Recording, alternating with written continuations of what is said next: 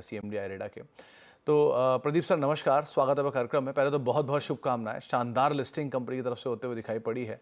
और अब क्योंकि अच्छी लिस्टिंग हुई है तो इन्वेस्टर्स की जो होप है वो भी काफ़ी बढ़ जाती है। सो रिन्यूएबल स्पेस काफ़ी वैसे ही बजिंग है, तो आप कैसी ग्रोथ एक्सपेक्ट कर रहे हो? क्या मान के चले कि डबल डिजिट ग्रोथ हम एक्सपेक्ट कर सकते हैं लोन बुक में? बहुत बहुत धन्यवाद आपको बुलाने के लिए, और बहुत बहुत धन्यवाद जो आप बोले कि बहुत अच्छा लिस्टिंग रहेगा।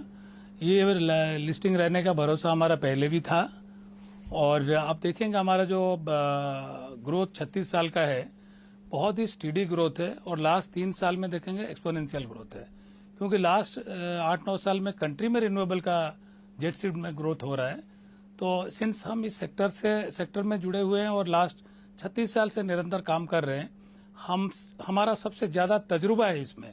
इरेडा टीम का सबसे बहुत ही ज्यादा एक्सपर्टीज है जो रिन्यूएबल एनर्जी सेक्टर को ना कि फाइनेंस करना, सेक्टर को हैंड होल्ड करके मैच्योर बनाना। जो ट्रेडिशनल आरी आज बने हुए हैं विंड सोलर हाइड्रो, ये 25-30 साल पहले इमर्जिंग होते थे ये। और आज का दिन अगर देखेंगे एनबीएफसी स्पेस में हमारा जो आरी फाइनेंसिंग का जो मार्केट है एनबीएफसी का 31% का मार्केट शेयर है। और लास्ट 3 साल में हमने एसेट क्वालिटी इंप्रूव करने में काफी फोकस दिया हुआ है। 3 साल में हम लोग का एसेट क्वालिटी एडिशन हुआ है 24,000 करोड़ लगभग। 23 साल में हमने किए थे, 33 साल में 23,000 करोड़ का लोन बुक था। 3 साल में 24,000 करोड़ का एडिशन हुआ। मार्च में 47,000 करोड़ क्रॉस किया था। अभी सितंबर में 47,400 करोड़ का ऊपर है।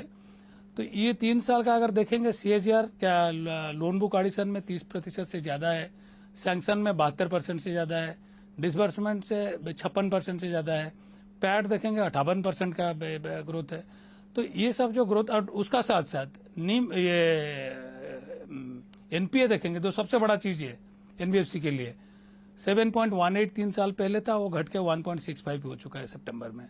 और ये सिर्फ परसेंटेज इसमें नहीं बढ़ा है कि हमने लोन बढ़ा दिए, इसीलिए जो हमारा 2,400 करोड़ का हुआ करता था एनपीए 3 साल पहले, वो मार्च 2023 में घट के 1,400 करोड़ में आ गया। 1,000 करोड़ का इसमें गिरावट आया, और वो 1,000 करोड़ जो गिरावट हम रिकवरी का थ्रू लाए हैं, और उसमें सिर्फ 21 करोड़ का राइट ऑफ है। और पूरा कंपनी का देखेंगे 36 साल का इतिहास में हमने 1,07,000 करोड़ का फाइनेंस किए थे, उसमें से टोटल हमारा क्यूमुलेटिव राइट ऑफ 203 करोड़ है, जो 0.2% से कम है। और ये बहुत ही अच्छा asset quality NPA management company माना जाता है। और इस सेक्टर में सिंस हम इतने साल से है, ऋण देने के लिए हमारा जो डेवलपर है वो हमें सर्वप्रथम प्रीफर करते हैं, क्योंकि हम खाली लोन तो नहीं देते, एक हैंड होल्डिंग अप्रोच करते हैं। 2 वे एक्सचेंज ऑफ इन्फॉर्मेशन हमारा होता रहता है। सेक्टर का चैलेंजेस को हम उनसे भी समझते हैं, हमारा चैलेंजेस को उनसे भी शेयर करते हैं। सो दोनों विन विन सिचुएशन में जाते हैं। जब भी बात करेंगे कंपैरिजन दूसरों से, कोई हमारा जैसा कोई संस्था है ही नहीं ऐसा। थोड़ा बहुत नियर है, आगे चल के बराबर थोड़ा होंगे, क्योंकि फ्यूचर जो है रिन्यूएबल और न्यू सोर्सेस है। 90% एनर्जी हमारा इसी सोर्स से आएगा। सिंस बिजनेस इसी सोर्स से आएगा, सब लोग इसी में आएंगे। सिंस हमारा तजुर्बा सबसे ज्यादा है, तो हम लोग को वो कॉम्पिटेटिव एडवांटेज मिलता रहेगा। और हम अपने आप को भी काफी रिस्किलिंग, अपस्किलिंग, डिस्किलिंग ये सारे करते रहते हैं। हम ईज ऑफ डूइंग बिजनेस करते हैं, बिजनेस ग्रोथ पे फोकस करते हैं, बेस्ट क्वालिटी कॉर्पोरेट गवर्नेंस देते हैं। आज जो बेस्ट क्वालिटी कॉर्पोरेट गवर्नेंस की बात करता हूं, वो कोई संस्था, कोई एनबीएफसी बैंक ऐसे नहीं दे रहा कि जो हर क्वार्टर में हम पूरा ऑडिट करके पब्लिश करके देते हैं, और सबसे जल्दी करके देते हैं। एजीएम भी सबसे जल्दी करके देते हैं, जो टॉप नॉच प्राइवेट सेक्टर उनके बराबर का है। जी, तो दास साहब एक और चीज़, नवरत्न स्टेटस को लेके बहुत सारी बातें हैं बाजार में कि शायद 29 तारीख को एक मीटिंग है और उसमें आ सकता है नवरत्न स्टेटस। क्या कब तक हम माने ये नवरत्न स्टेटस कंपनी को मिल सकता है? किस तरह के बेनिफिट्स एक्सपेक्ट कर रहे हैं कि जब भी नवरत्न स्टेटस मिलेगा, पीएसयू बनेगी, तो क्या बेनिफिट्स होंगे उस समय? देखिए, सरकार का अथॉरिटी तो गवर्नमेंट ऑफ इंडिया है इसको देने के लिए, लेकिन उसका जो मापदंड है वो हम पार कर चुके हैं। हमारा निवेदन हमारा मंत्रालय ऑलरेडी आगे बढ़ा दिए हैं। डिपार्टमेंट ऑफ पब्लिक एंटरप्राइज जो नोडल एजेंसी वो कर रहे हैं। आज मीटिंग था, सिंस लिस्टिंग का साथ क्लास हो रहा है तो उसको कल के लिए रखा गया। उसके बाद फिर एक हाई लेवल कमेटी मीटिंग होगा। सिंस हमारा जो असेसमेंट हुआ है और हमारा मंत्रालय उसको एंडोर्स कर चुके हैं, हम उम्मीद करते हैं बहुत जल्द दिसंबर के अंदर हमें मिल जाएगा। उससे एक तो मार्केट परसेप्शन बदलेगा, हमारा जो गवर्नेंस है उसमें थोड़ा ऑटोनॉमी इंप्रूव होगा, वो हमें फर्दर हमारा जो रेटिंग ट्रिपल स्टेबल उसको सस्टेन करने में कामयाब होंगे। प्लस कहीं ना कहीं ये परसेप्शन हमें फर्दर बोरोइंग पे भी मिलेगा। प्लस बोरोइंग कॉस्ट को फर्दर डाउन करने के लिए हमने और 2 स्ट्रैटेजी भी किए हुए हैं। भारत सरकार को निवेदन कर चुके हैं 54EC कैपिटल गेन बॉन्ड हमें अलाउ करने के लिए, जो REC, PFC और NHI को मिलता है। और गिफ्ट सिटी में हम एक ऑफिस खोलने जा रहे हैं, RBI का NOC का इंतजार कर रहे हैं, वो मिलते ही करेंगे। वो करने से हमें जो हम आज फॉरेन करेंसी का फंड ला के हम डोमेस्टिक में देते हैं, उसमें हमारा हेजिंग कॉस्ट काफी लग जाता है।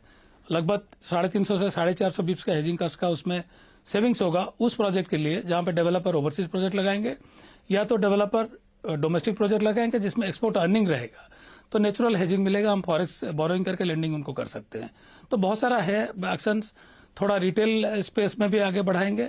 ये पोस्ट IPO बहुत सारा एक्टिविटी हम नए नए भी करने के लिए सोच रहे हैं, वो धीरे धीरे आएंगे। और हर क्वार्टर में हमारा जो रिजल्ट है, आपको इंप्रूवमेंट अभी लास्ट 3 साल में जो दिखा हुआ है, 3.5 साल में दिखा हुआ है, वो आगे भी बरकरार रखने के लिए पूरा प्रयास करेंगे।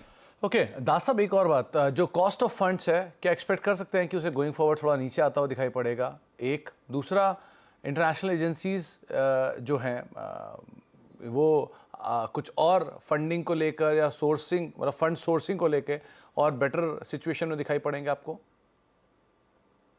आप कोई भी इंटरनेशनल एजेंसी का नाम लीजिए, वो हमारे साथ जुड़े हुए हैं आज का दिन। ये हमारा सौभाग्य है। और 1990 से हम पहला जो किया था एशियन डेवलपमेंट बैंक के साथ 100 मिलियन, उसके बाद से किए हैं। बट आज विडंबना ये है, डोमेस्टिक मार्केट में लास्ट 3 साल में जो कॉस्ट हमें मिल रहा था, वो लैंडेड कॉस्ट हमें कॉस्टली पड़ रहा था। तो हमने लास्ट 3 साल में अधिक से अधिक हम डोमेस्टिक मार्केट से लिए हैं, और बहुत नेग्लिजिबल हमारा जो फॉरेक्स मार्केट का लोन है, इवन लाइन ऑफ क्रेडिट होने का बावजूद, कमिटमेंट चार्जेस देने का बावजूद, हमारा लैंडेड कॉस्ट डोमेस्टिकली चीपर पड़ रहा है। बट जैसे ये हम 100% प्योर प्ले की फाइनेंस कंपनी है, और लिस्टिंग के बाद हमारा गवर्नेंस का सही टेस्टिंग भी हो जाएगा। और हमें पूरा भरोसा है, ये जितने विश्वस्तर संस्था है वो ऑलरेडी हमारा थ्रू तो कर रहे थे, आगे और अग्रेसिवली हमारा थ्रू करेंगे।